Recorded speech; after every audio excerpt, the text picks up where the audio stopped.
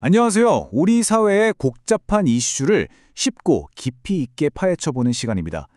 오늘은 점점 더 다문화 사회가 되어가고 있는 한국의 언어 현실에 대해 이야기해 보려고 합니다. 이게 생각보다 훨씬 복잡한 문제거든요. 바로 이 질문이 오늘 이야기의 핵심입니다. 한국 사회가 정말 빠르게 변하고 있잖아요. 그런데 과연 우리의 언어 교육은 그 속도를 따라가고 있을까요? 데이터를 보면 정말 예상치 못한 역설적인 상황이 드러납니다. 자, 이 그래프를 좀 보세요. 정말 흥미롭지 않나요? 한국의 전체 학생 수는 아시다시피 계속 줄고 있어요.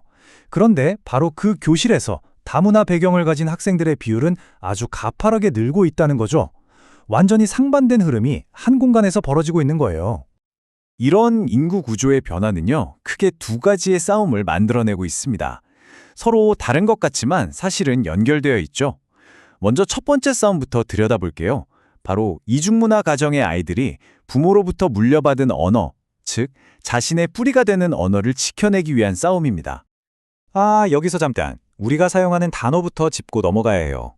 정부에서는 공식적으로 다문화라는 말을 쓰지만 이 단어에는 사실 좀 편견이 섞인 시선이 담겨 있을 때가 많아요. 그래서 요즘에는 이중문화라는 좀 더 중립적인 표현을 선호하는 사람들이 늘고 있습니다. 이중문화 가정은 참 아이러니한 상황에 놓여 있어요. 양가적인 사회적 승인이라고 부르는데요. 이게 뭐냐면 집안에서는 와, 다른 나라 말도 하고 신기하다 하면서 칭찬하고 격려를 받아요. 그런데 막상 집 밖으로 한 발자국만 나가면 한국에서는 한국말만 써야지 하는 엄청난 사회적 압박에 부딪히는 거죠. 정말 양날의 검과 같은 상황입니다.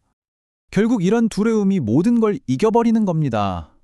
부모님들은 아이가 혹시나 따돌림 당할까봐, 상처받을까봐 자신의 소중한 모국어를 물려주는 것조차 망설이게 되는 거죠. 우리 아이를 지키고 싶은 마음 때문에요. 그리고 이런 사회적 압박 뒤에는 보이지 않는 언어 계급 같은 게 있어요. 한국에서는 한국어랑 영어는 성공을 위한 필수템처럼 여겨지죠. 중국어나 일본어는 비즈니스에 도움되니 유용하다고 생각하고요. 하지만 베트남어, 태국어, 몽골어 같은 언어들은 별로 중요하지 않다고 여겨지면서 제도적인 지원도 거의 받지 못하고 소외되는 게 현실입니다. 자, 그럼 이제 동전의 다른 면을 한번 볼까요? 뿌리가 되는 언어를 지키려는 싸움이 있었다면 그 반대편에는 이 사회에 소속되기 위해 한국어라는 새로운 언어를 배우려는 이민들의 처절한 싸움이 있습니다. 무너진 교실, 이 표현이 지금의 상황을 정말 적나라하게 보여주는 것 같아요. 한국어 교육 현장이 붕괴 직전이라는 거죠. 이건 단순히 배우는 학생들만의 문제가 아닙니다.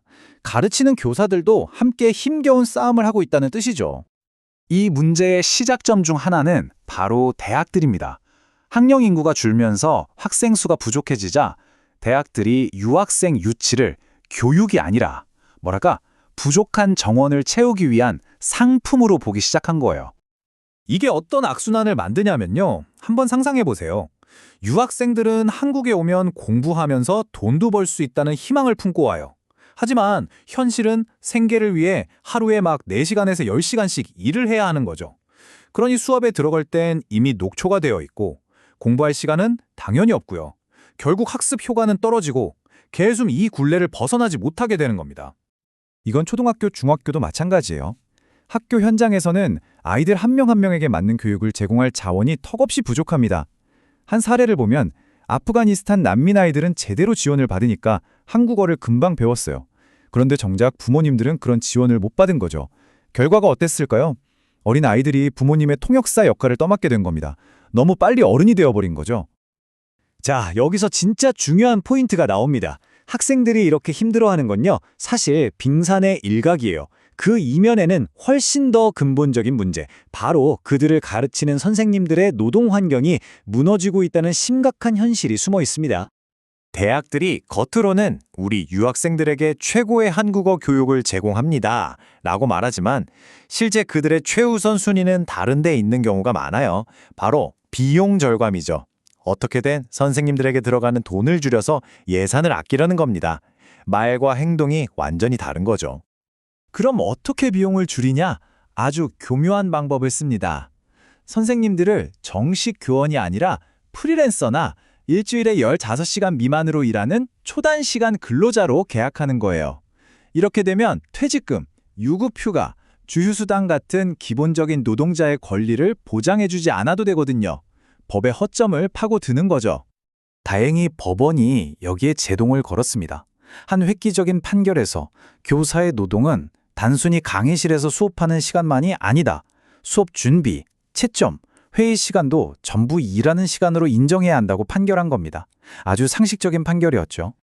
그런데 대학들의 반응은 정말 충격적이었습니다.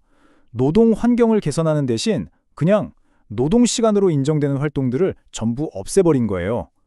교사회의, 문화체험, 말하기 대회, 심지어 입학식이나 수료식까지요. 숙제검사 같은 기본적인 것들마저 줄여버렸습니다. 결국 교육이 비용에게 져버린 셈이죠. 자, 이렇게 언어를 지키려는 싸움과 배우려는 싸움, 그 양쪽의 힘겨운 현실을 모두 살펴봤습니다. 그럼 우리는 이제 어떤 질문을 던져야 할까요? 진정으로 모두를 포용하는 사회로 가려면 진짜 해결책은 대체 뭘까요? 여기서 우리가 꼭 기억해야 할 게 있습니다. 이중문화 가정 아이들의 문제와 새로운 이주민들의 문제는 전혀 다른 별개의 이슈가 아니라는 겁니다. 이건 사실 하나의 뿌리에서 나온 두 개의 가지예요. 바로 우리 사회가 언어의 다양성과 그 언어를 사용하는 사람들을 진정으로 존중하지 않는다는 문제의 증상인 거죠. 그래서 전문가들은 삼부 화음이 필요하다고 말합니다. 아름다운 화음처럼 개인, 지역사회, 정부가 각자의 역할을 조화롭게 해내야 한다는 건데요. 먼저 개인과 가정은 자신의 언어와 문화에 자부심을 가져야 하고요. 우리 사회는 이들을 동등한 이웃으로 따뜻하게 받아들여야 합니다.